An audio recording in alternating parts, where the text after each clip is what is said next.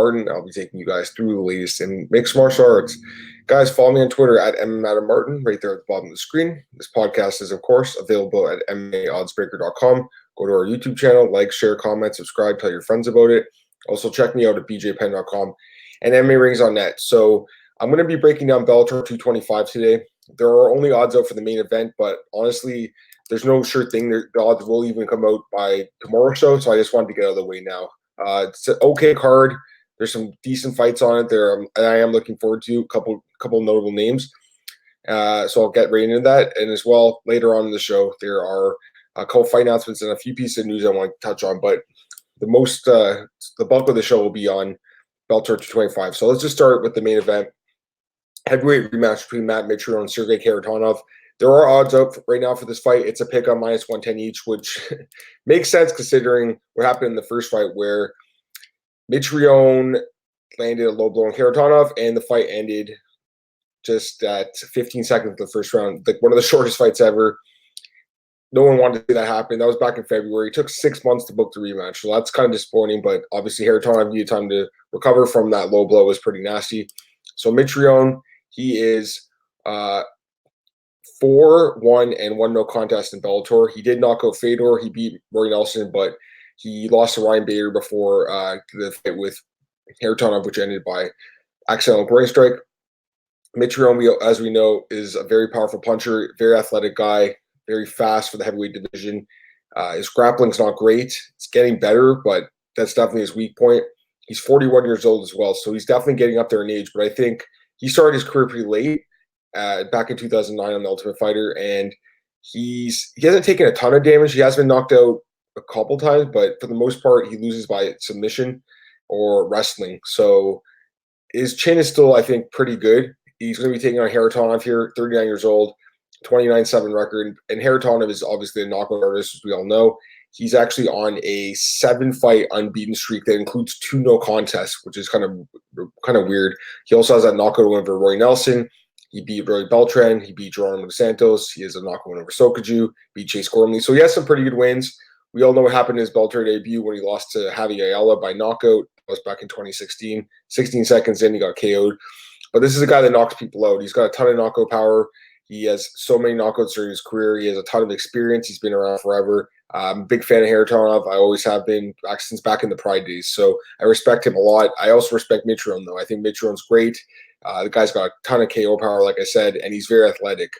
So I think this is a close fight. I mean, this really can go either way. Both guys have KO power. Both guys can KO'd. Pick 'em odds seem dead on to me.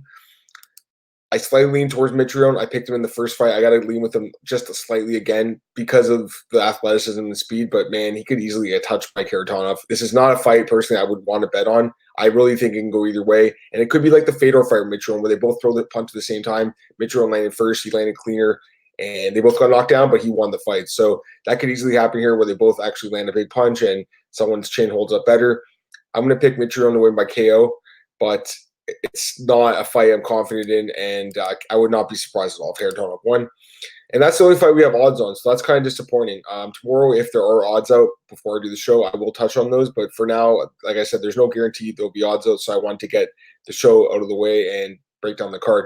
Next up, co-main event, heavyweight bout between Vitaly Minakov and Javi Ayala. Minakov lost the first fight of his career in his last outing. He lost a decision to Chia Kongo. I think a lot of people were surprised by that, including myself. He had won 20 straight fights before that, and he was the former Bellator champion. He had some big wins in his career. He beat Chia Kongo before. He's beaten guys like Antonio Silva, Tony Johnson, Josh Copeland, Geronimo dos Santos. He has some good wins. He's a good fighter. Juan Espino as well. It's another guy he beat who's in the UFC right now. Vitaly Minakov's a really good fighter. The last fight was definitely surprising for sure against Kongo, but Kongo's been on a roll too. So I don't know what happened there. He also was coming off a long layoff over a year, so maybe that played into it, but definitely not his best performance. Now he takes in Javi Ayala, eye candy. Javi Ayala has been a little inconsistent in Bellator. He's like kind of win-loss, or he puts a couple wins together and loses a couple fights.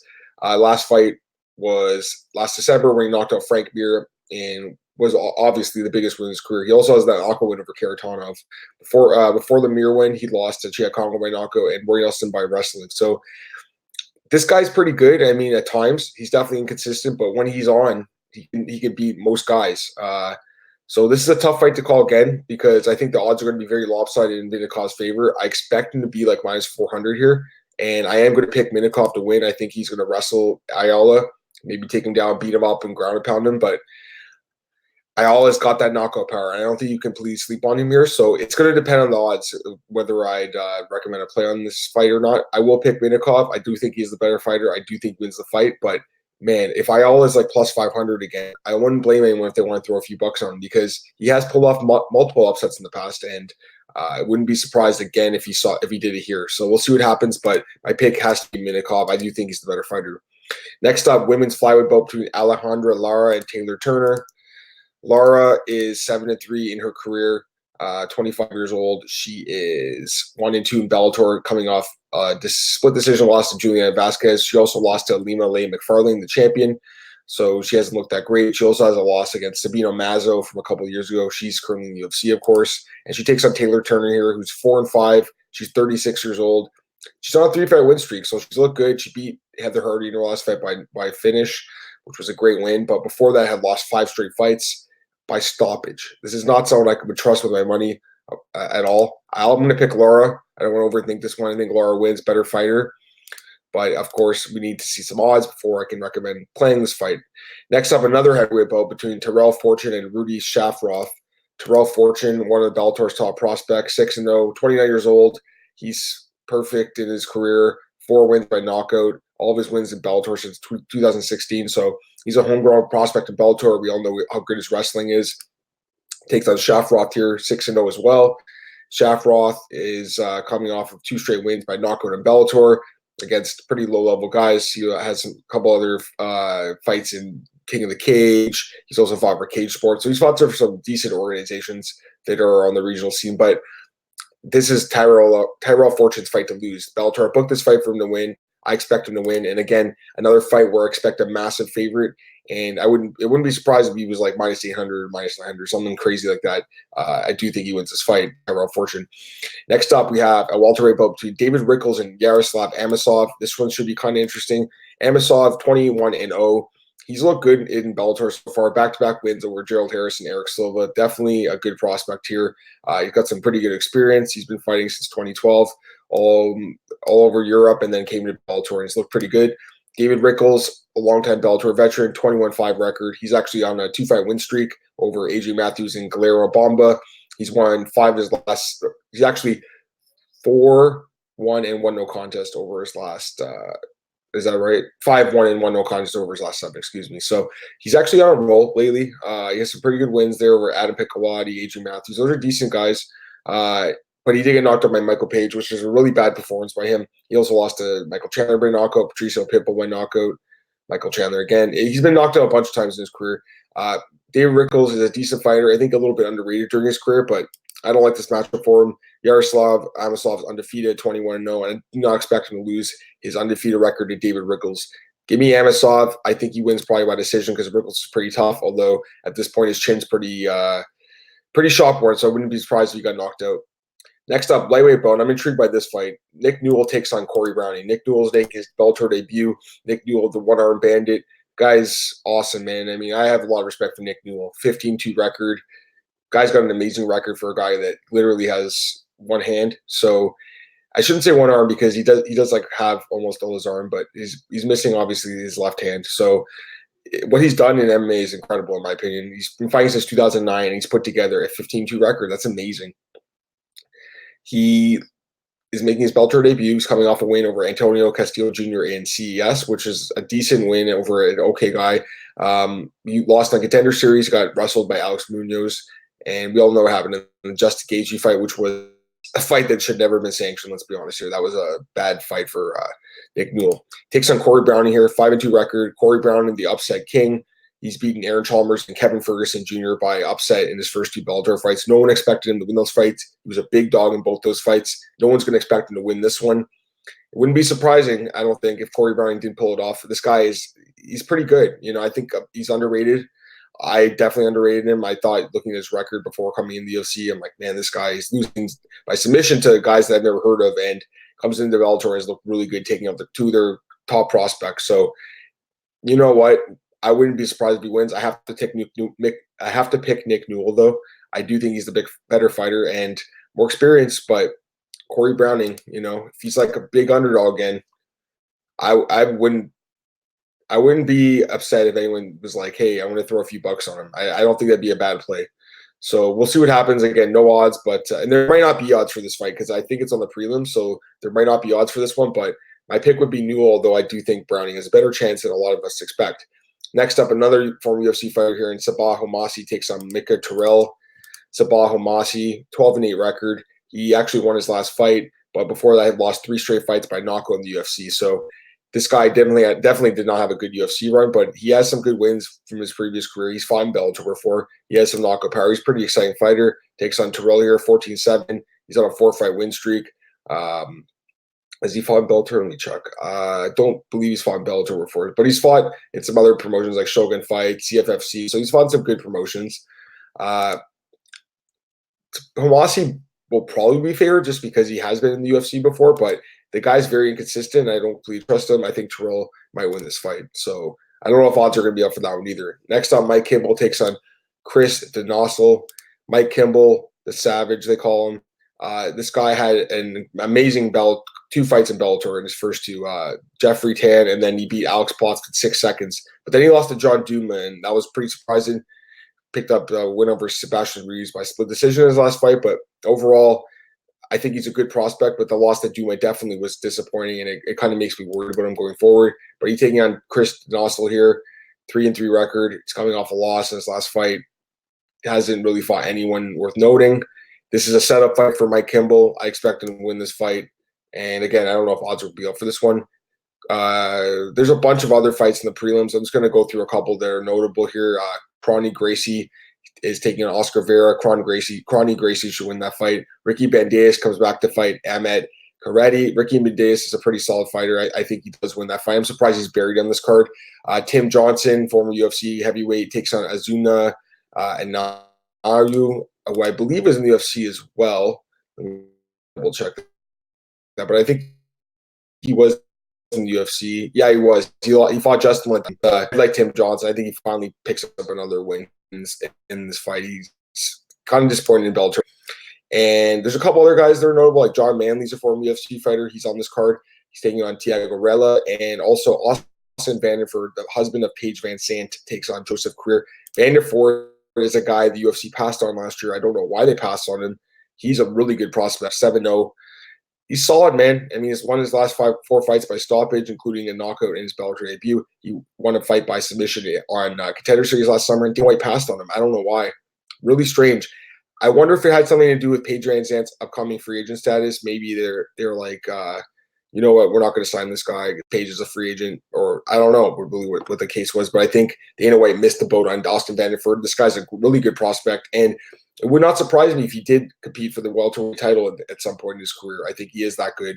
And Bellator, I'm saying, not in the UFC. I don't think he'll ever come to the UFC, but he did fight Jake Shields in a grappling bout, recently lost, but that doesn't count. It's not MMA. MMA is undefeated, he's pretty good. So overall, there's actually some pretty good fights on this card. The prelims are deeper than I first thought, but we don't have odds, so that's unfortunate. We do have odds in the main event. Again, pick 'em fight in the main event, but hopefully the odds come up before Saturday. Although we know that the odds makers kind of slow with Bellator, unfortunately. So it is what it is, but it's not the UFC, so they don't care as much. Couple pieces of news and then a few fight announcements. I'll get out of here. Jorge Masvidal has accepted Nate Diaz's challenge. Jorge Masvidal wants to fight Nate Diaz. We all want to see this fight. Let's be honest here. This is a great fight for the fans, for the UFC, for the fighters. Book this fight. Everyone wants to see it. So Masvidal, Diaz. I was thinking, when should this fight take place? I think UFC 244 in New York would be a good spot. But I also think UFC 245 in Vegas is maybe an even better spot. Also, I think I'll actually be going to that card. So, can you believe it? I've actually never been to Las Vegas to watch a UFC fight, which is crazy. So, I'm really considering going to this card for the first time ever to watch a fight in Vegas. I'll let you guys know what happens, but good chance I will be doing that. And I'm excited for that card. Amanda Nunes, of course, taking on Jermaine Duranby in the co-main event, I think. There is no official announcement for that, but I have a feeling John Jones is going to find the main event. I have a feeling it's going to be against Jan Blachowicz, but we'll see what happens. I really don't know that for sure. Just my guess. I do think they like to pair up Jones and Nunes on the same cards. UFC seems to like doing that. It seems to work pretty well for everyone. So we'll see what happens, but that would be, I guess, for that card. And I do think that Masvidal versus Diaz would be a great third fight in that card as well. That'd be a massive pay-per-view. Next up, George St. Pierre was interviewed by Chael Sonnen, and he talked about a few different things. One of them was Nate Diaz, and he praised Nate Diaz's performance. And he said the same thing I did. He thought it was the best performance by Nate Diaz in his entire career when he took on Anthony Pettis last weekend. And I agree. I mean, Nate looked so good in that fight, so well-rounded, great wrestling, great striking. I was very impressed by Nate Diaz too. So glad to see that GSP agreed with me, that I agreed with GSP. But yeah, Nate Diaz looked great, and GSP says he's not interested in fighting Nick. So some fans want to see that rematch for some reason. I saw that first fight. It was actually in Montreal for that fight. It was at the arena. It was an awful fight, and I have no interest in seeing the rematch with Nick Diaz, especially since Nick hasn't fought, I don't think, since then. So, or he's fought Anderson Silva actually since then, but he hasn't fought in 4 years now, I believe. So Nick Diaz, he was supposed to fight Masvidal earlier this year, by the way. People forget that. That was supposed to fight happen on that UFC 235 card. That fight never happened. So not sure what's going on with Nick. I don't know if he'll ever come back, but Nate's definitely a big star right now. Paulo Costa also was talking about Yoel Romero, and he said he was dirty as well. So, Tim Kennedy a few years ago said that Romero was a dirty fighter. Now Paulo Costa is saying the same thing. But some of the stuff he's saying, I don't know if it's dirty, if it's just being smart. Like he was like, oh, Romero's pointing around the cage and trying to get me to take my attention away and my concentration away. If it worked, then it was smart by Romero, if anything. But he also said that he kneed him in the stomach at one point, and Romero said it was a low blow. And he was a little upset at that. So that's obviously not cool. But, I think the Romero dirty thing is a little bit overblown. I just think they just don't like this guy for some reason, just looking at him, and they don't think he's a roided beast. But the guy's passed all his drug tests, except for the one which he sued the company for and ended up winning millions of dollars. So, I'm not in there with Romero in the cage, obviously. None of us are. But a few of the fighters have said he's dirty. But from what I've seen, I don't know. I think it's a little bit overblown. Next up, Bellator, they said the other day they're going to sign a mystery fighter, and now we know who the fighter is. The mystery man is actually a former rugby player, James Haskell. I don't know who this guy is. I'm not familiar with rugby, really. I used to play in high school, but I don't know anything about the sport or the athletes, really. So I'm just looking at his Wikipedia right now. He is 34 years old. Apparently, he's like 6'4", 260, so he's a big dude. I don't think he's fought in MMA before. I believe this will be his debut in Bellator, so I don't really know. It could go well. I don't really know. But it was kind of weird how they were like, oh, it's a prominent international athlete. Everyone thought it was going to be an MMA fighter. And then it turns out to be this rugby guy, which I don't think anyone in North America has heard of. But again, this is probably for those British fans, the English fans, the European fans. And that's why the other day when they said in the press release, there was like, oh, we're going to introduce this guy at Bellator, England's press conference. And that's why I kind of tipped me off a little bit that it's probably going to be some European fighter, but I thought it was going to be an MMA fighter, not a former rugby player. So don't know much about this guy, but from the pictures we're seeing, definitely the guy's in good shape. He's a big dude. I don't know how he is at fighting though, so we'll see what happens. A couple fight announcements to get to, and then I'll get out of here. Don Madge will be fighting Faraz Ziam at UFC 242.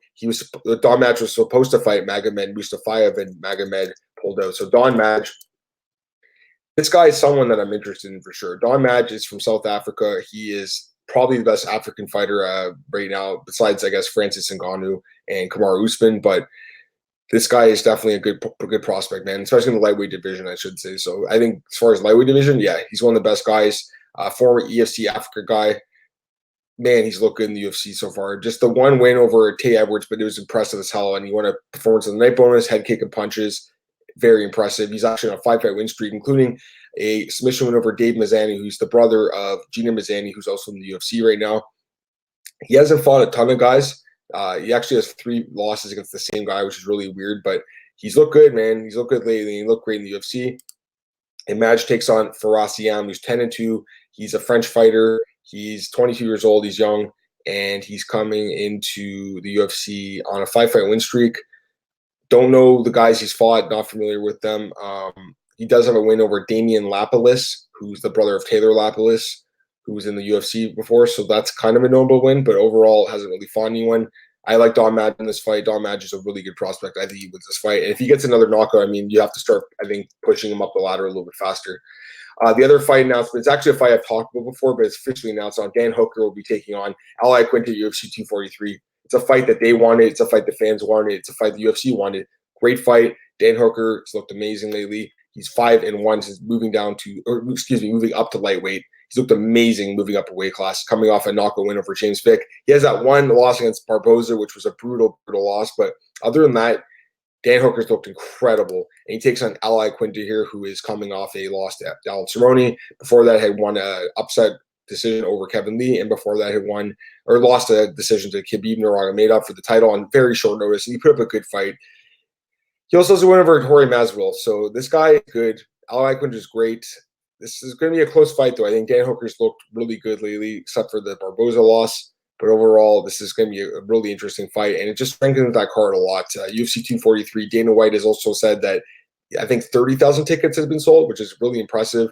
You got Whitaker, Adesanya, Iaquinta, Hooker, Holm, Pennington, and there's a couple other fights as well, like Tai Tuivasa is coming back, and Jake Matthews on that card. There's Megan Anderson. There's some good fighters on that card, so that's going to be a really interesting card. I don't know if this is the co-main event. It wouldn't surprise me if it is. I think it's an okay co-main event. I do think they could add one more big fight, but if they want to do that as a co-main, I don't think anyone would freak out too much. Let's be honest. We're all watching that card to see Adesanya take on Whitaker, so that should be a good fight. And I think that's all I want to talk about, but I just want to double check before I get out of here.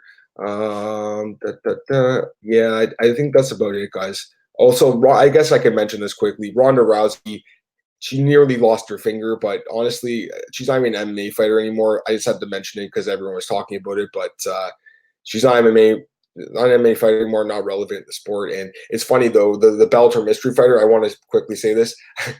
For a second, I thought it could be Travis Brown. It kind of looked like him a little bit, just from the silhouettes and stuff and the stomach hair, but it wasn't him. It was James Haskell. So that's what I want to talk about, guys. I appreciate you tuning in as always. I'll be back tomorrow talking about the latest in the world in MMA. Check me out on Twitter at MMAOB. This podcast is available at MMAOddspeaker.com. Go to our YouTube channel, like, share, subscribe, tell your friends about it, and check me out at bjpenn.com and MMA Rings on Net. Guys, have a great day. I'll be back tomorrow morning and talk about more of MMA. See you later.